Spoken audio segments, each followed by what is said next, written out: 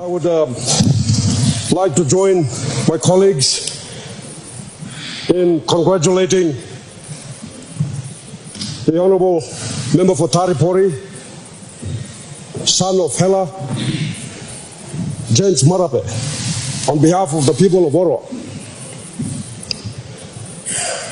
I will keep my speech short. First and foremost, I want to thank him for using the catchphrase, the war cry, take back PNG. He asked me, he communicated with me, as we have always done. I've known James Marape, the 8th Prime Minister, for more than 20 years.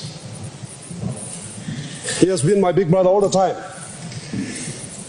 That relationship and connection remains. And he asked me if he could use this phrase. And I was honored, and I said, you may use it, but it is for the people of Papua New Guinea. All 8 million of them, equal shareholders in this great nation. Land, economy, and future. That's what it's all about. Land meaning all that's on it and in it and under it, including the people. The greatest asset that we actually have, the people. The economy, which we do not own, which truly would signify the true independence of any nation. Ownership of the economy. Ownership of the economy. To achieve that, there is a long pathway ahead. We must devise the laws that belong to us, our laws. The current laws that we work under are not our laws. They are colonial laws. They are colonial laws devised, developed for the benefit of others. We must devise our laws for the benefit of ourselves, our people. Those 8 million people that we claim to represent in this house. The future. Only those who own the economy will be able to design the future. Right now, we don't own the economy, so we are not in a position to design the future. We must own the economy. We must own fish canneries and timber mills and gas processing facilities, manufacturing plants that we can call our own. That's what this is all about. Dear Prime Minister, you have a mix of young men and wisdom. Use them both. Let us not cast out our elders. Let us not say that we have forgotten them. That is not Melanesia. Let us remember them. They have wisdom. They have gained much experience along the way. Do not forget your young men. They too are leaders. They were elected by their people to represent them. Your backbenchers. Not everyone is going to have a ministry, but allocate. Parliamentary committees are the important and vital bread and butter work of Parliament. They must be revived, funded, so that they can also do what they are supposed to be doing. Don't forget your governors. And I'm biased here, but one of the reasons why we are here today is because of the governors who were unhappy, neglected, forgotten.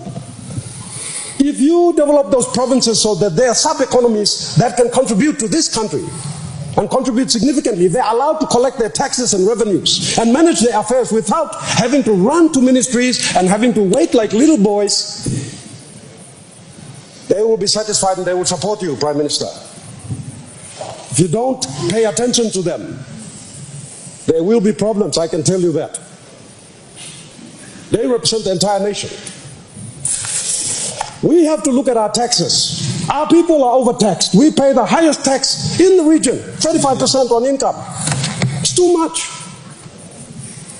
I would propose at this instance that we remove taxes on resignations and on retirement and on retrenchment benefits from our public servants and our Papua New Guinean workers. They don't need to pay these taxes. They live in the richest country in the world. Meanwhile, we have given too much tax exemptions and tax holidays to all types of criminal cartels and pirates that have come here to enrich themselves at our cost. Our national security is another issue.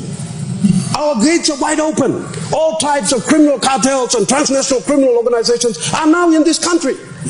They have taken over our resources and they benefit. And they are structuring our future. And it is a very dark future for you and I.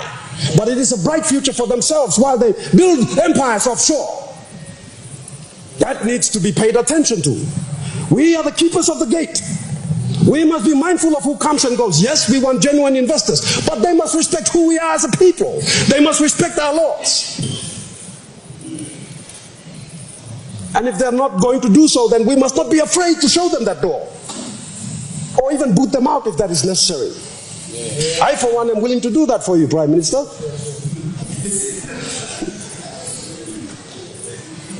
Prime Minister, you must protect and respect your ministers. Allow them the freedom to make their own decisions, to run their ministries, to not be undermined and manipulated by outside forces. Give them that trust. They trusted you. Work with them. We have to table our inquiries. They've cost us a lot of money.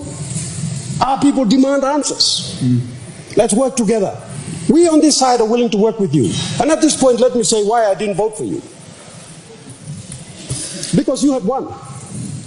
I had to be here to ensure that at all times the people of this country have a voice.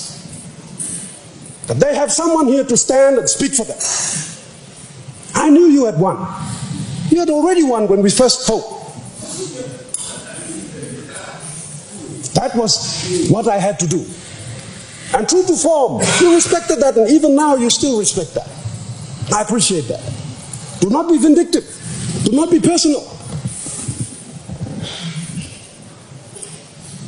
I have traveled districts and stations, and they're crumbling and dying as I speak. They are not what they used to be. Many thriving economic hubs, but today they are dilapidated and crumbling and overgrown with elephant grass. And our people are now drifting to towns to seek a better life. We have to find a way to send them back home. And they will go back home if we build those districts and stations for them. And we can do it. Our resources are so significant. For instance, we have 67 trillion cubic feet of gas. Only 17 have been so far used, locked up by unfair deals, which I won't speak about, not now. But let us look at how we can use the rest for our benefit. Not only our benefit, for the benefit of the region. I want us to look at aid. Oftentimes we think that the foreign aid that comes into our country is here to help us. No, the foreign aid is here to market propaganda for many foreign countries themselves. If we keep relying on foreign aid, we will never grow up. We must manage what we have. And we must look at foreign aid so that they do what it is that we want, rather than come and build a small project and put a very big signboard and tell our people that they did it for us, therefore undermining us.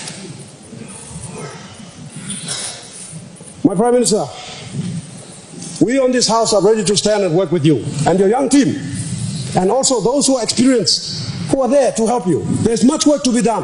We have spent a long time blaming Peter O'Neill for what has happened to this country, but we, all of us, must take a hard, long look at the mirror and ask ourselves what we have done as individuals, as leaders. What have we done for our country? Thank you very much.